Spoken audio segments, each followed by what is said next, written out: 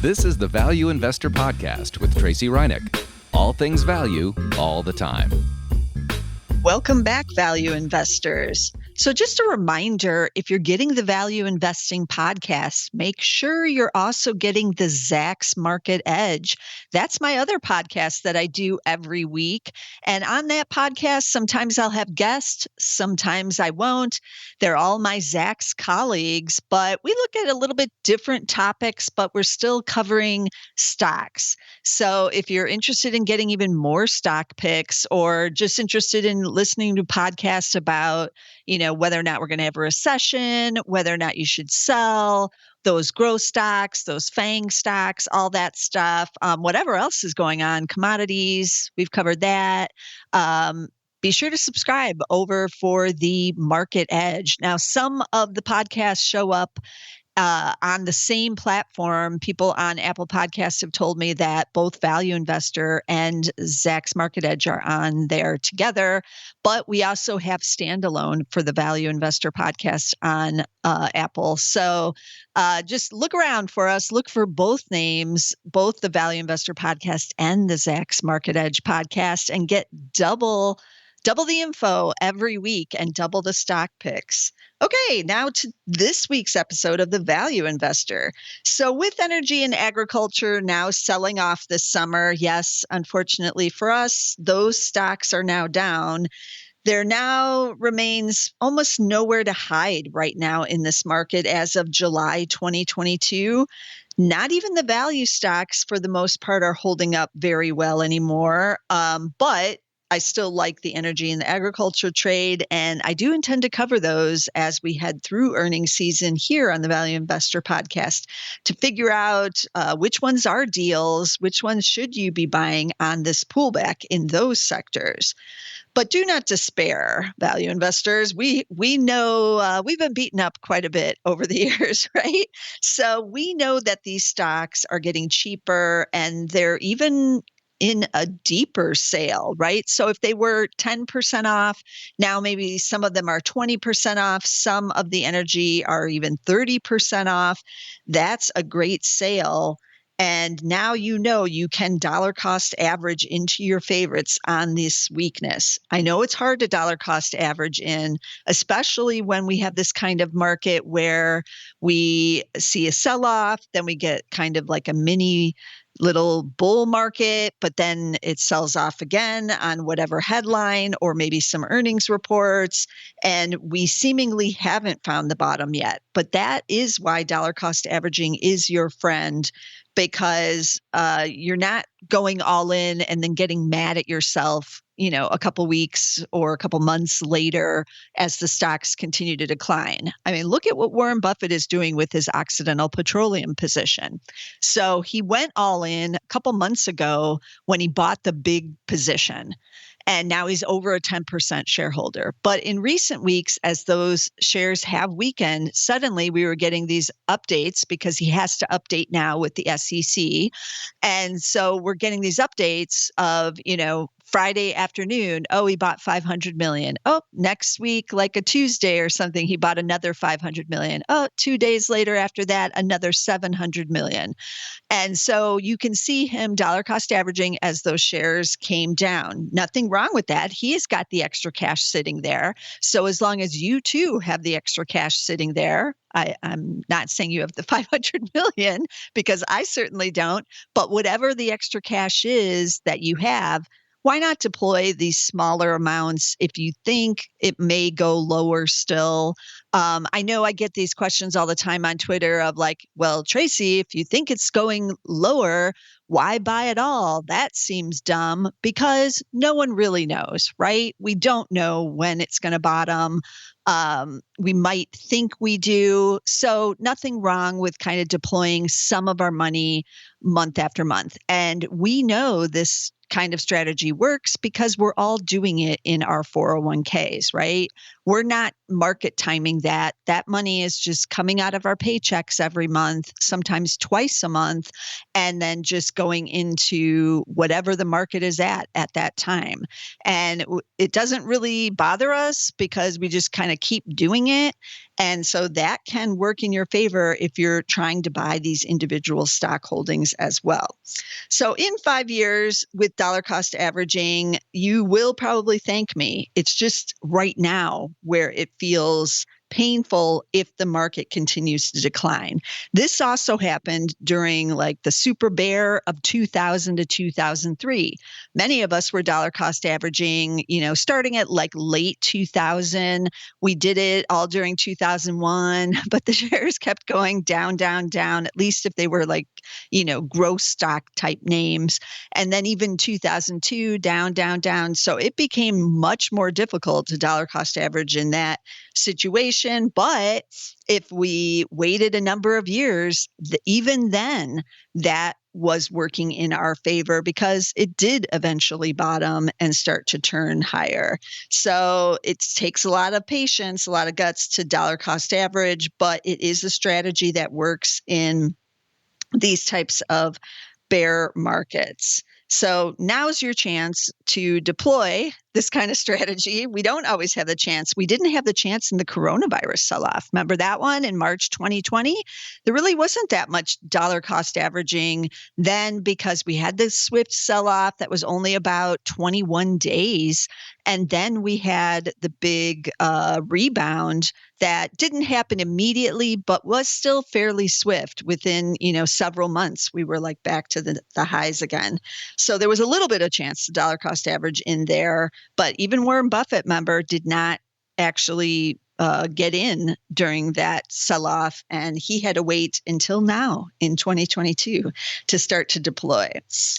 But still, even though this sounds doom and gloom, right? Like, oh, everything is down, nothing is working. I still thought, well, there must be something out there that is trading near its highs, some value stocks, or even just some Zacks #1 rank stocks. So I deployed a few of the screens that are on Zacks.com to try to figure out if anything was trading near their highs, had some good fundamentals, was still cheap, and had this kind of momentum even in this market.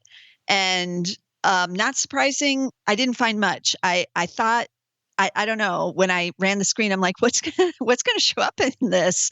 I thought maybe I'll be surprised and there could be like 30 or 40 stocks or something strange that, small caps or something that I wasn't really paying attention to, or in an industry that has been off my radar that secretly is still trading near its highs.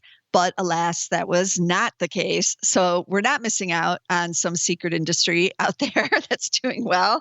But there were some stocks in these screens. So I'm going to talk about them.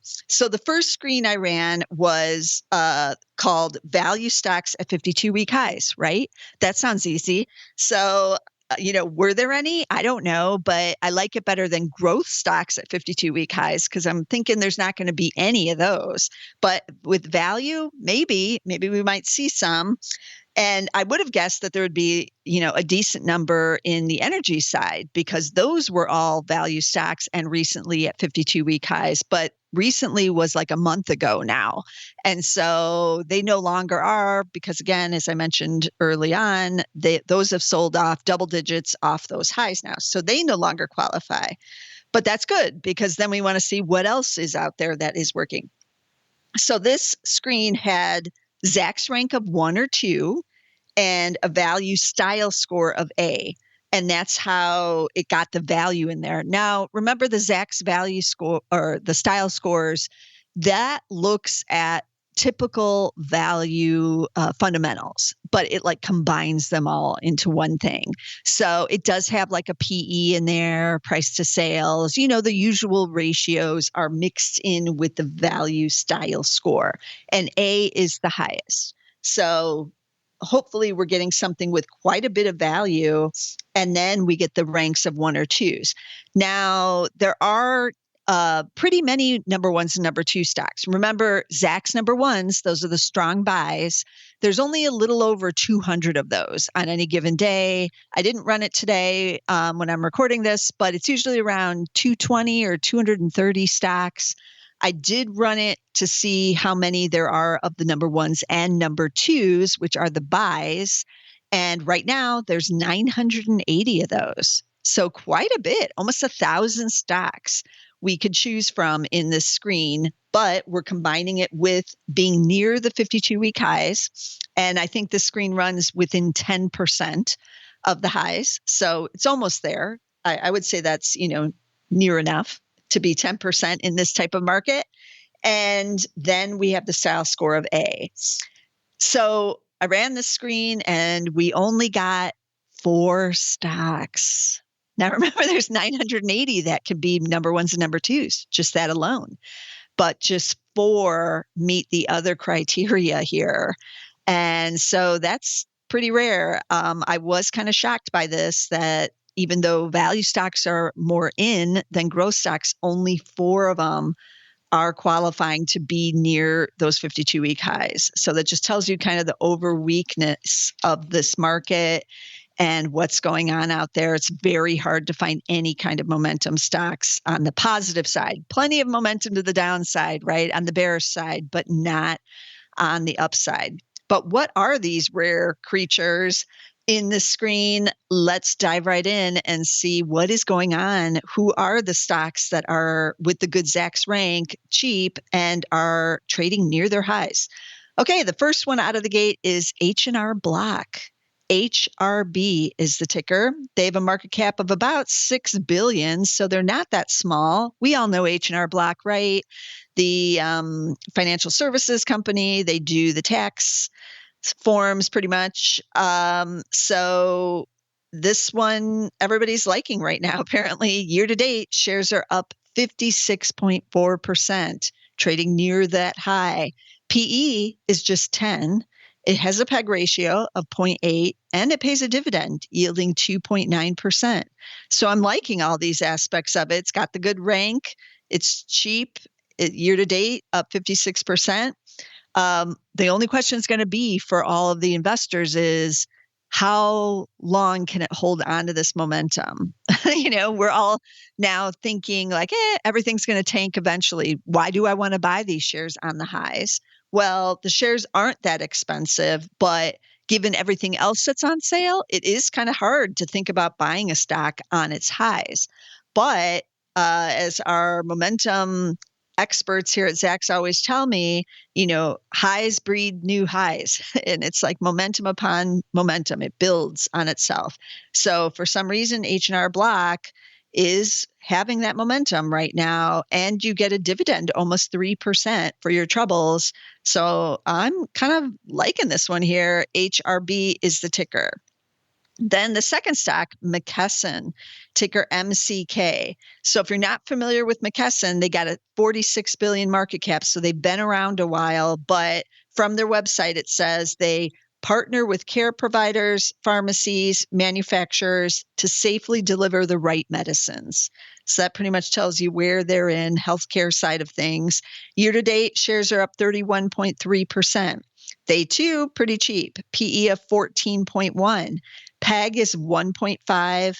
Dividend is 0.6%. Trading near those highs again. So this one's not quite as cheap as H&R Block, but still below the average of the S&P 500 here. So not, crazy expensive, and a little bit of dividend, not quite as juicy as H&R Block. But if you're looking for the healthcare side, something with momentum, McKesson might want to be on your list, MCK. Then a company I think I've talked about maybe one other time, but I couldn't remember what it is they did, but I should have known from the ticker. It is Stride, ticker LRN, or Learn. Learn gives you some clues about what they do. Market cap of 1.7 billion. So I did go to their website to look up exactly what it is they do. So they're a learning company that uses both online and blended learning solutions. They have professional skills training in healthcare and technology, like career learning, That's like adult learning. They also do children, younger online learning and things, but their adult side of things is what's been rising recently. And that's where they're seeing some good revenue growth. PE is just 15.2. PEG is 0.76. So got a little bit of growth there with that PEG under 1. No dividend. And year to date, the shares are up 21.3%, but a little more volatile because it's a smaller cap company. And they shares sold off in June, but are now rallying. If you go look at the chart, you kind of have to have a stronger stomach for these smaller cap stocks. That's just always how it is. On July 5th, they were added to the S&P Small Cap 600 index. So that's usually a boost for most stocks, kind of gives like legitimacy when you're added to these bigger indexes. So Stride now added to the S&P Small Cap 600. But this is an area maybe a lot of people don't have exposure to, and there is strong growth there in addition to it being, decent valuations. Again, not dirt cheap at 15 times, but it does have the growth component too. So that's Stride, LRN. And then the fourth stock in this screen is TransAlta. That's TRANS, capital ALTA. Ticker is TAC. T as in Tom, A as in Adam, C as in cat. And this is a utility. Yes, one of the utilities made this list. It's Canadian with a market cap of 3.2 billion. Year to date, the shares are up just 4.3%, but we didn't screen for how much are they up. We only screen for are they near their highs.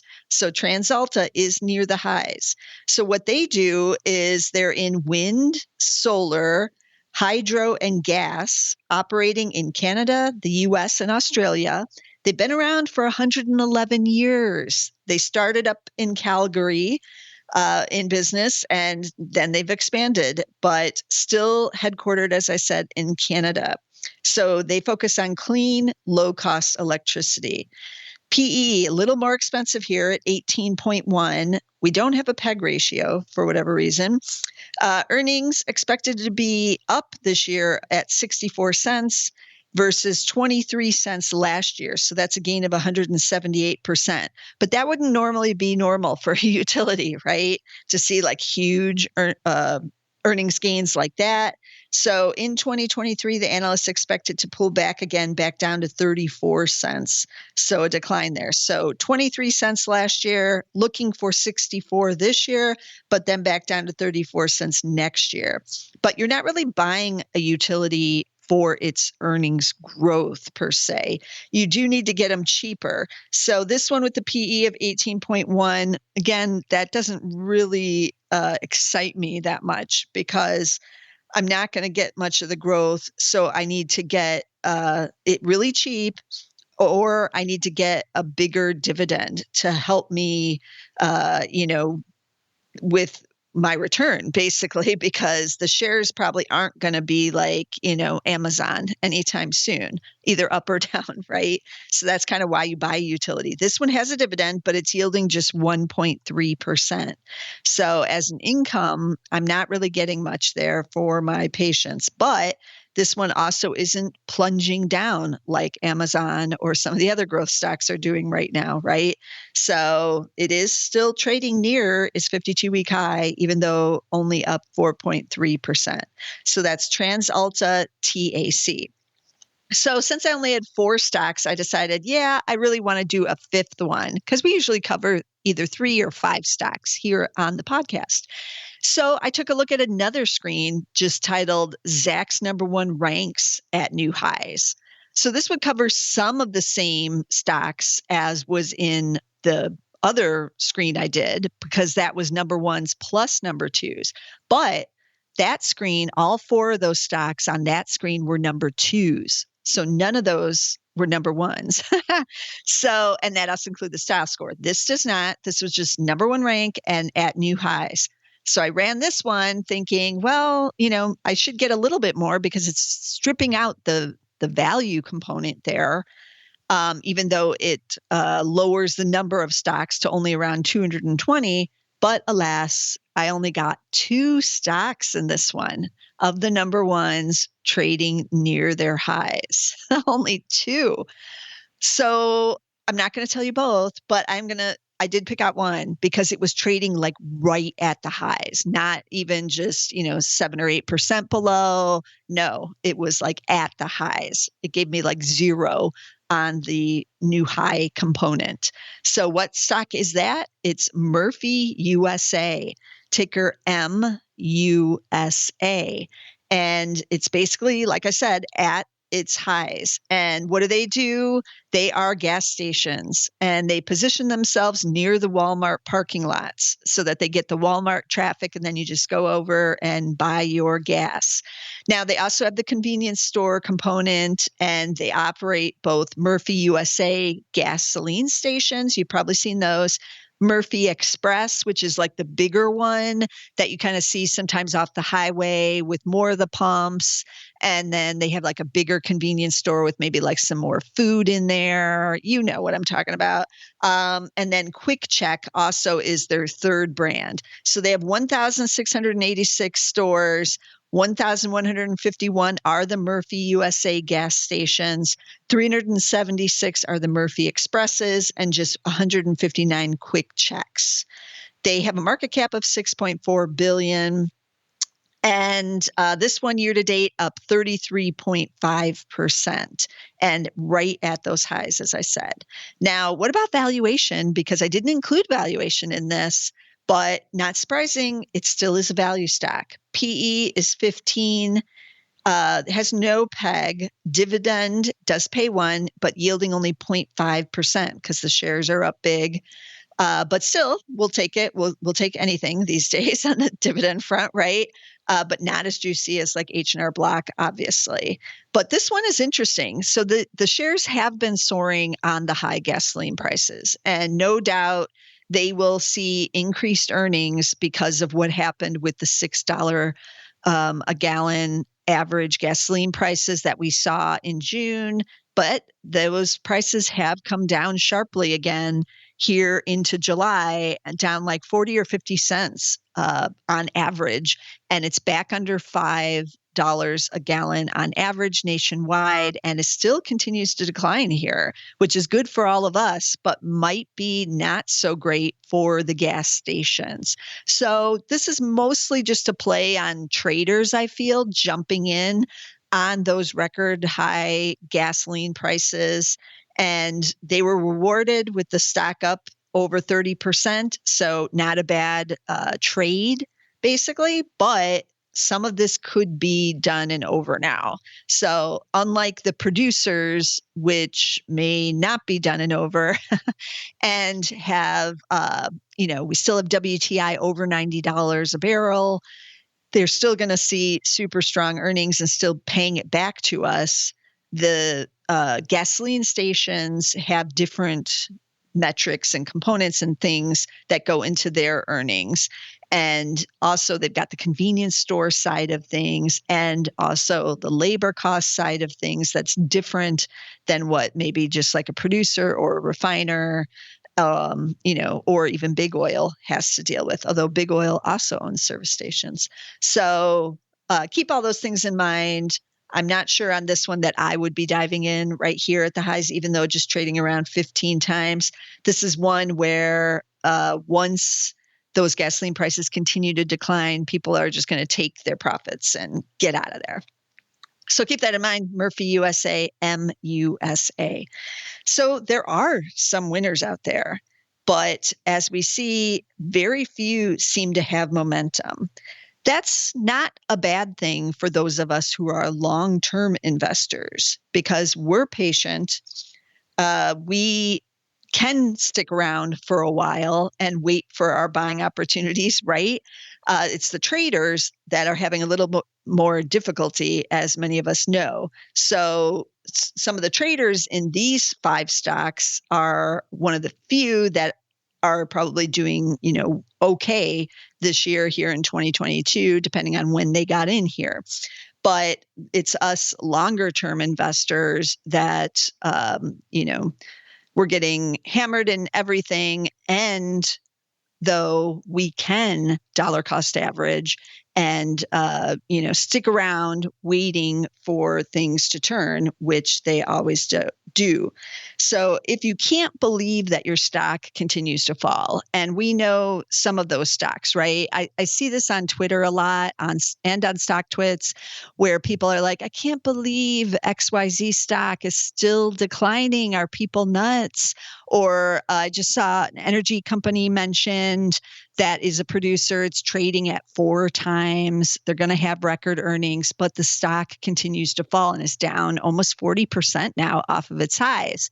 Stocks like that, if you know the fundamentals, if you listen in on the conference calls, if you know things aren't as bad or as gloomy as they seem, or you just know, hey, I'm going to get a big dividend, even if the stock goes down a little bit more until things bottom out, I can at least get some of this dividend income and ride it out.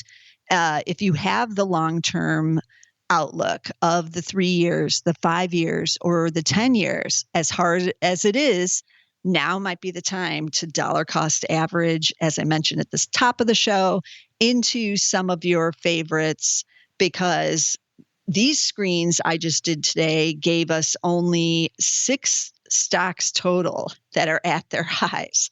So most of us are not finding anything that is trading at those 52-week highs at all. And so we have to have a new strategy. We have to have a way to buy cheap stocks, which is what us value investors love to do. Get them on sale. As I always say, stocks are the only thing nobody wants to buy when they're on sale, right? We'll rush out if we see, outdoor furniture 30% off, or apparel, some, one of our favorite retailers, 50% off summer sale. We'll be like, woo! We'll go to that Nordstrom, summer half-year sale and buy our winter coat 6 months ahead of time because it's on sale, right? We'll do all those things. But stocks are the opposite. We get scared when they go on sale. We don't buy them when they get cheaper. But now is the time to, as I said, deploy a dollar cost averaging type of strategy, because that will help your psyche a bit and allow you to buy even if the shares continue to decline. But buying on sale is what we do even in these difficult times. So let me recap the stocks we talked about here. We had H&R Block, HRB is the ticker. McKesson, MCK is the ticker there. Stride, which is the online learning, LRN is the ticker. What was that utility? TransAlta, TAC, out of Canada. And then we had Murphy USA, the gas stations, MUSA is the ticker there. So as always, be sure to subscribe somewhere to get all of our podcasts. I already mentioned this at the top of the show, but get us on Apple, get us on Spotify, get us on Amazon Music, or get us with the Zacks Market Edge on SoundCloud. Just look up Zacks Market Edge and you'll find us there, but be sure to get us somewhere. And I'll see you again next week with plenty of more value stocks. This material is being provided for informational purposes only, and nothing herein constitutes investment, legal, accounting, or tax advice, or a recommendation to buy, sell, or hold a security. Do not act or rely upon the information and advice given in this podcast without seeking the services of competent and professional legal, tax, or accounting counsel. Publication and distribution of this podcast is not intended to create, and the information contained herein does not constitute an attorney-client relationship. No recommendation or advice is being given as to whether any investment or strategy is suitable for a particular investor. It should not be assumed that any investments in securities, companies, sectors, or markets identified and described were or will be profitable. All information is current as of the date herein and is subject to change without notice. Any views or opinions expressed may not reflect those of Zacks Investment Research as a whole.